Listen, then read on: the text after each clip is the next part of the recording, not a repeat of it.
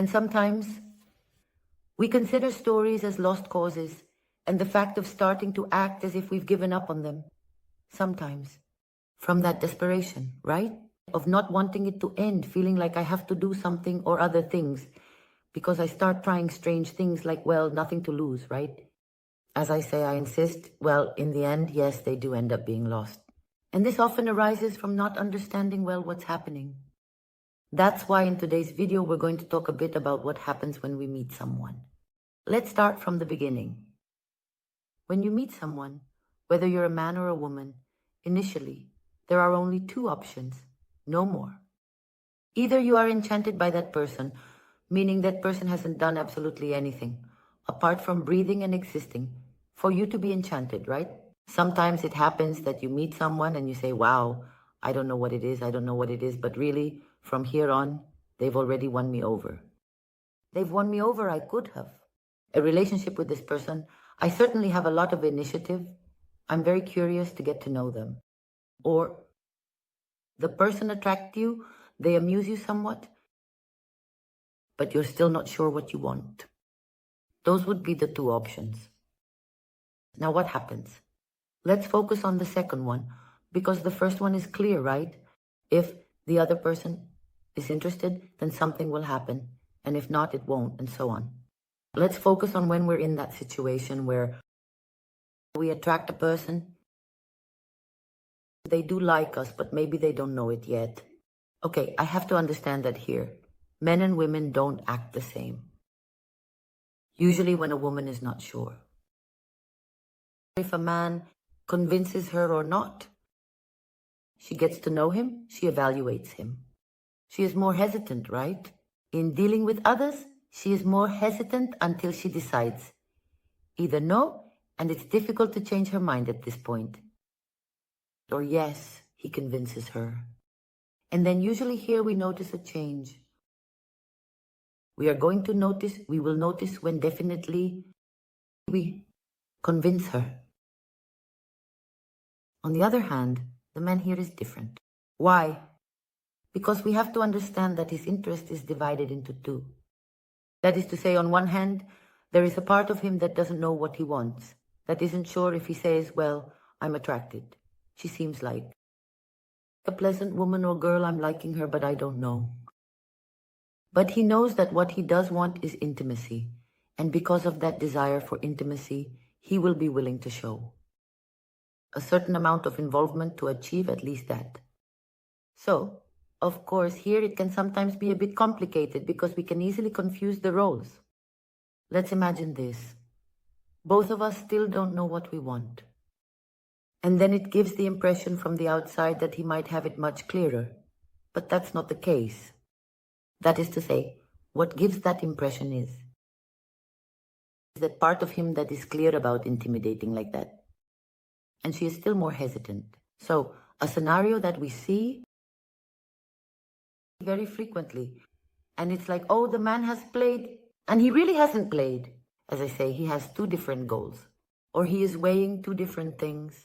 On one hand, there are his desires for intimacy. Yes, I know I want that. And on the other, his uncertainty about wanting something more. What happens? If his desire for intimacy is very strong, we might believe that he is very clear about wanting something. And then we might be hesitant. But he is there trying, and finally intimacy happens, right? And many times the woman is hesitant until she convinces herself and therefore takes the step towards intimacy, right? Let's say that at the moment she does convince herself or gives in, or if not, intimacy makes women more vulnerable, right? Because unlike men, a woman, during intimacy, a lot of oxytocin is released, which is the attachment hormone. Not for men. For men, before intimacy, a lot of testosterone is released, which drives them to take the initiative to pursue. But if he doesn't have intimacy with someone he's already emotionally connected to, no, he won't release oxytocin. So what happens is that usually after that moment of intimacy, which tends to be one of the turning points, it doesn't have to be this one, we'll see more, right? Often a period of reflection arises. Why? Because at that point the man considers, okay, I've achieved my goal of intimacy, but I really don't know. if this person convinces me or not. When it's a moment where the woman feels very vulnerable and it's like, no, I expect, right? He was making me understand that he was very sure about it. And maybe what he was implying is that he was very clear that he wanted intimacy, but still, which doesn't mean he doesn't care for the other. What it means is that he still doesn't know, right? So we have to understand that due to our mechanisms, there will be moments when both men and women will sometimes have periods of reflection.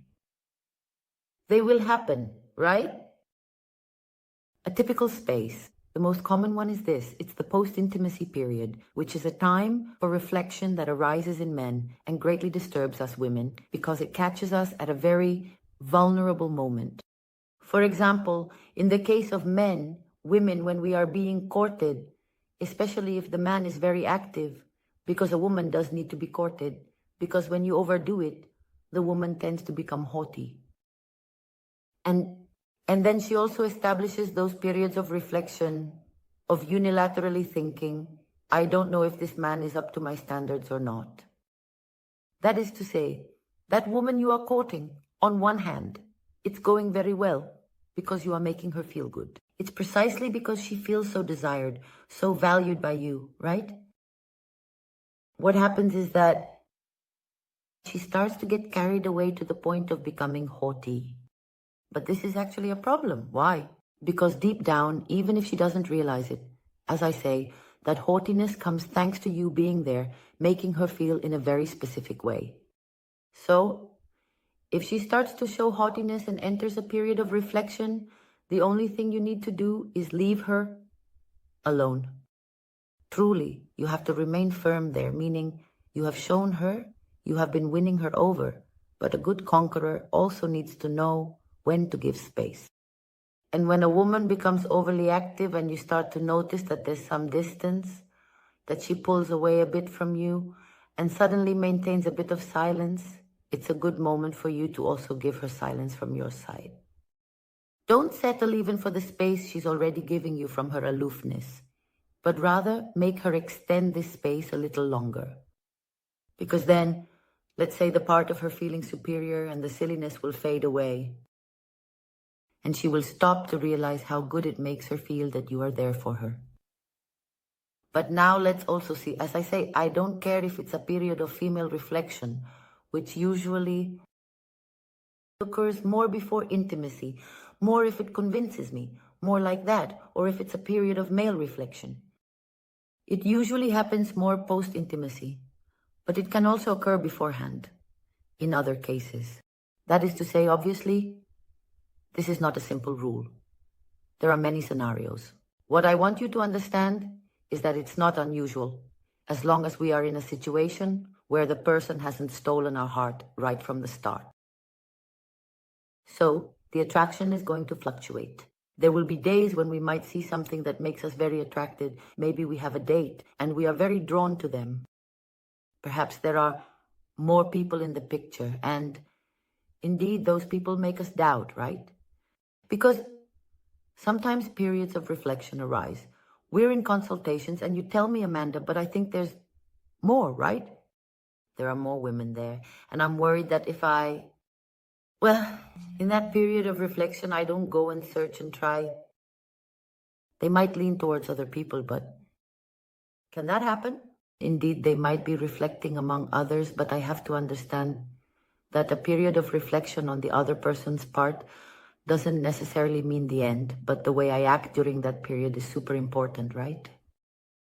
Because the best way I have to help myself in that reflection is for the person to lean towards wanting to continue getting to know me or to choose me if they are in doubt, or to want something more serious if they weren't sure if they were looking for something more serious, is by earning the maximum perception points of value, so to speak, in the concept they have of me. And so, how can I make sure that this concept is the best possible? And I believe that the best way to see how our mind works in these cases is to look at it with an example. And it doesn't have to be a romantic example. In fact, let's take this out of the realm of love, because it's clearer and because in the end it's still a mental process. Imagine you go shopping and see many things you like. what happens?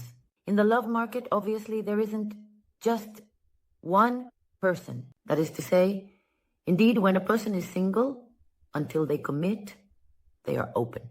That person who goes shopping and can see various options, right? From bargains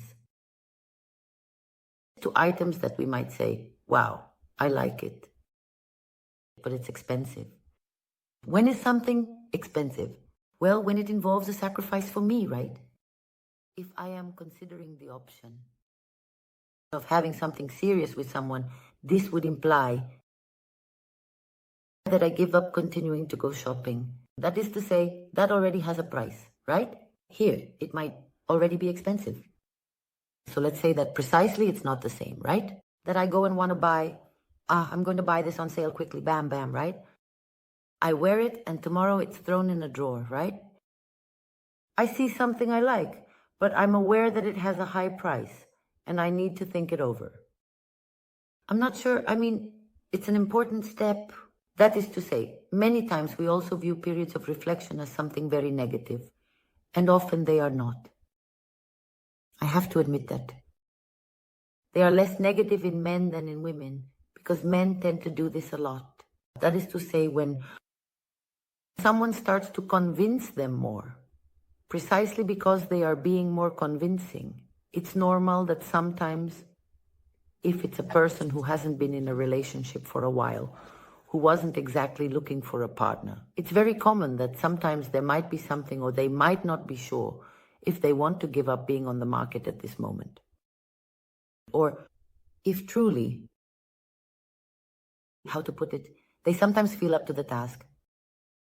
Text that they are going to buy, they feel they will be able to afford the price. There are various mental situations that can lead to a period of reflection.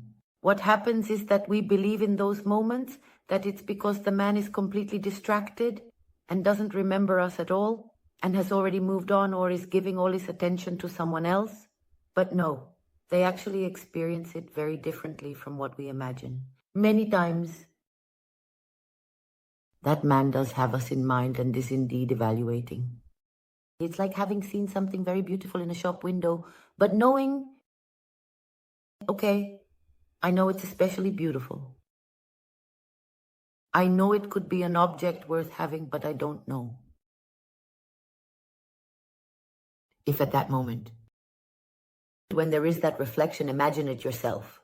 Imagine that you have seen a ring or something else that you really like. Let's say a ring, for instance. You are thinking about that ring and you say, it was beautiful, but it's expensive, but it was really very pretty and I think it's worth it. I know it will stop me from buying other things, but I know it's worth it. I don't know. You're there mulling it over.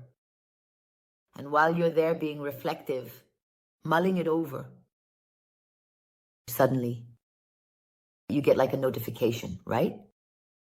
Hey, we know you asked about the ring. Are you still interested? It turns out there's a discount.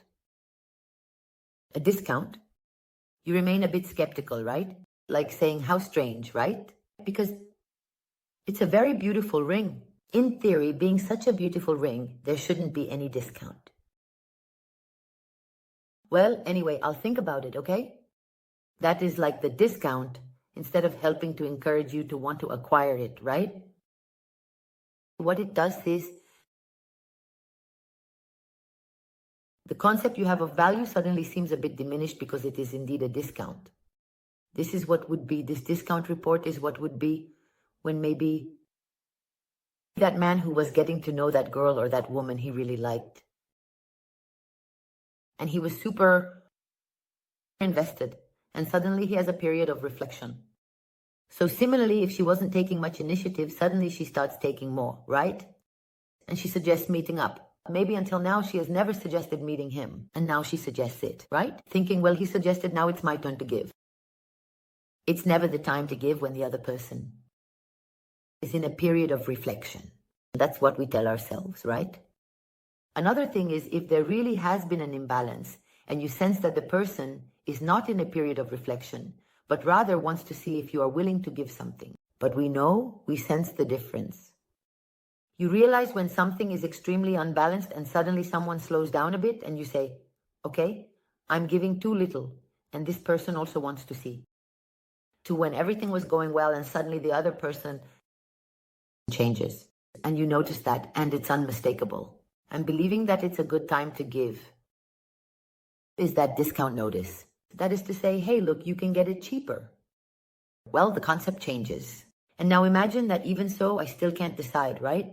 Because as I said, the discount didn't seem to be incentivizing me, but rather the opposite. Suddenly I have more doubts. The object is no longer so exclusive. But now I leave my house and my mailbox is overflowing with advertisements about the ring, reminding me not to forget the ring. And it's like, phew, oh my goodness, right? This is what happens when we try to run a campaign to get this person's attention, right?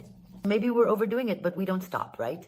Suddenly, we don't stop posting what we're doing, how things are going. We're restless and want to grab attention, right? Please don't forget that the ring is there waiting to be bought. But it's like having the mailbox stuffed with flyers. And brochures wasn't enough, and you step outside to see a plane in the sky with a banner saying, buy the ring. On top of that, I receive a call or they send me a message letting me know, hey, look, we need to know if you want the ring because there are people interested in it and so on. And it's like, well, I think not. If there are more people interested, go ahead. Why? Because in a moment of reflection, in which probably if they had left me alone and knew nothing in my mind, I would only be remembering how beautiful the ring is, thinking that I want to see the ring again, worrying as well that someone else might come and buy it, right? While I decide or not. And there are many chances that at least I would surely pass by the shop window again to make sure it's there, to see how beautiful it is again. And there are many options. That's why I say that a period of reflection is not the end. That at that moment, I might want to enter the store and buy it, because it has been an important lesson. I had to weigh it. But having had to weigh it doesn't mean I lean towards no. Well, all those options have gone down the drain. Not because the ring isn't worth what it is, not because the ring isn't beautiful, but because during that period of reflection, I have received the bombardment of stimuli that have led me to think that maybe I saw it as more beautiful than it was. That maybe if they are pressuring me so much to buy it, it's not really worth it. Okay? So that's why it's really important for us to understand that it's normal when things are going well. And at a given moment, it seems like the person distances themselves or pulls away. It's normal for this to sadden me here.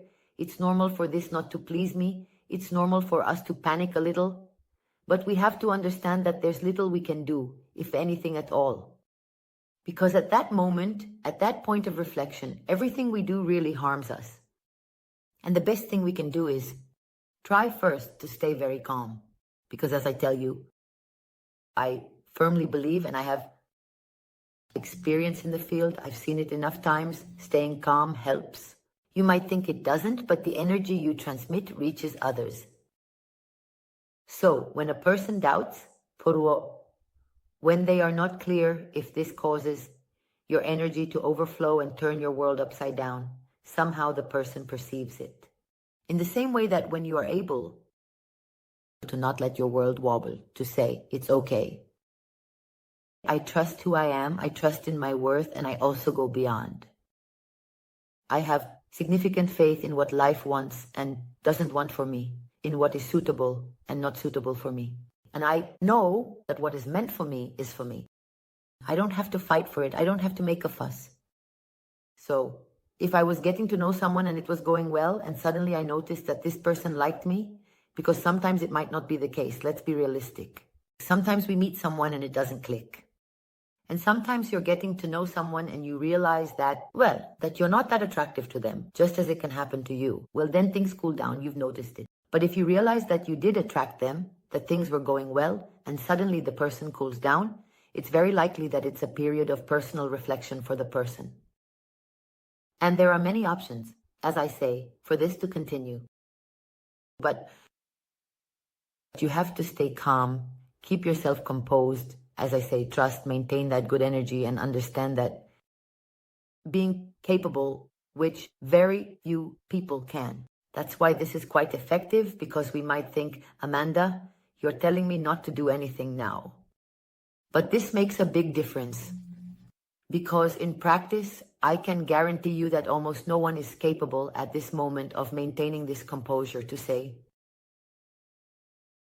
I am here in my showcase, I know what I'm worth. If you want to come and buy me, this is the price. It's not less. It's not less. And no, I'm not going to run a campaign to remind you that I'm here. I'm not going to offer you any discount. I'm not going to seek the stimulus. Do you want to think? Think. Think. I'm not worried. Because in the end, what you decide doesn't have that much power over me. We need to practice more of that detachment. We need to practice more being our own pillar and staying centered, truly, because the love life is key and makes a huge difference. Well, I hope this video is helpful to you, that you liked it. If that's the case and you're not yet subscribed to the channel, of course, I invite you to do so, to hit the bell, because I would love for us to see each other again very soon. And until then, as always, I'm sending you a big kiss.